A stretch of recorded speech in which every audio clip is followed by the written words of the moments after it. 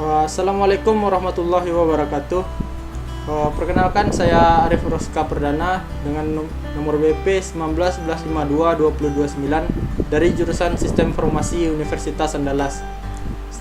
Sekarang saya akan menjelaskan bagaimana codingan dari pencarian pada C++ Builder Borland.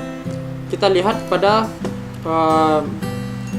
sini sudah muncul interface dari Borland. Di sini ada untuk desain interface dan di sini juga ada untuk codingan. Untuk codingan sendiri, untuk interface sendiri, saya menggunakan dua buah button, yaitu button untuk input dan button untuk melakukan pengurutan. Lalu ada dua buah edit, yaitu yang berfungsi itu ini untuk menginputkan data dan ini untuk menginputkan data yang ingin kita cari. Lalu ada tiga buah listbox, yang mana listbox pertama untuk menampilkan data yang kita inputkan pertama, ya listbox kedua yang berguna untuk menampilkan indeks dari data yang kita cari, dan listbox ketiga yang berguna untuk menampilkan data yang kita cari. Langsung saja kita lakukan demo program. Kita coba menginputkan beberapa data, misalnya 1, 2, 3, 4, dan 2 lagi. Lalu misalnya kita ingin melakukan pencarian angka 1, lalu kita masukkan di edit 2 itu angka 1, kita tekan buttonnya, maka akan muncul indeks dan data yang kita cari, yaitu angka 1 terletak pada indeks ke 0. Misalnya kita ingin mencari angka 2, lalu kita masukkan angka 2, kita tekan buttonnya, maka akan muncul lagi dua buah data lagi, karena angka 2 ada dua buah yang kita inputkan. Akan muncul angka 2 berada pada indeks pertama dan indeks keempat. Lalu untuk codingannya sendiri, kita menggunakan dua buah array, yaitu array A dan array B, yang masing-masingnya itu bisa menampung 10 data dan juga 3 buah variabel yang bertipe integer. Untuk input data, kita buat sebuah percabangan, yang mana jika n kecil dari 10, maka akan kita lakukan input data. Kenapa n kecil dari 10?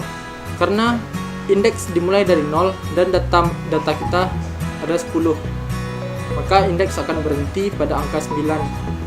Lalu akan kita buat n sama dengan string to in edit 1 text. Kenapa string to in? Karena setiap data yang dimasukkan ke dalam edit, data itu akan berbentuk string, sementara data yang kita inputkan itu angka, jadi harus kita rubah dulu. Dan data tersebut nanti kita tampilkan di listbox 1.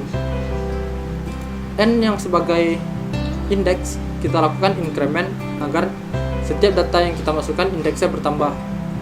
Lalu ada juga percabangan else, yang mana jika kondisi di luar n kecil dari 10, maka akan dilakukan perintah else, yaitu message data penuh.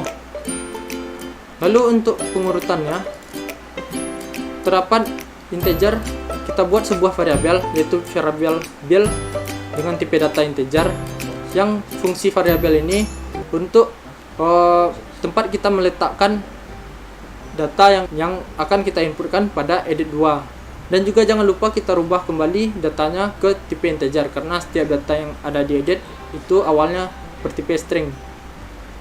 Lalu kita lakukan sebuah perulangan, dimana di sini tertulis for a sama dengan 0, a kecil dari n, a plus plus. Kenapa a kecil dari n? Karena perulangan ini akan tetap berjalan sampai nilai a itu kecil dari indeks yang kita punya. Jadi agar sebagai pembatas agar tidak terjadi infinite loop. Lalu ada sebuah percabangan if bil sama dengan a. Ini fungsinya apabila bil yang kita masukkan tadi dia sama dengan data pada array A, maka akan dilakukan proses b sama dengan a, b sama dengan bil, yang mana fungsinya ini untuk sebagai pertukaran indeks untuk menampilkan data, yang ini akan ditampilkan pada listbox 2 dan listbox 3. Lalu kita lakukan juga increment pada b agar data yang kita masukkan itu tetap bertambah. tidak hanya satu data yang muncul. Mungkin sekian penjelasan program dari saya. Sedikit tips dari saya tentang bagaimana cara mudah agar bisa memahami codingan. Yang pertama, pahami logika dari program yang akan kita buat. Yang kedua, pahami sintaks yang akan kita pakai. Yang ketiga, sering-seringlah mencoba, karena melakukan program itu trial and error. Sekian dari saya, mohon maaf jika ada kesalahan. Wassalamualaikum warahmatullahi wabarakatuh.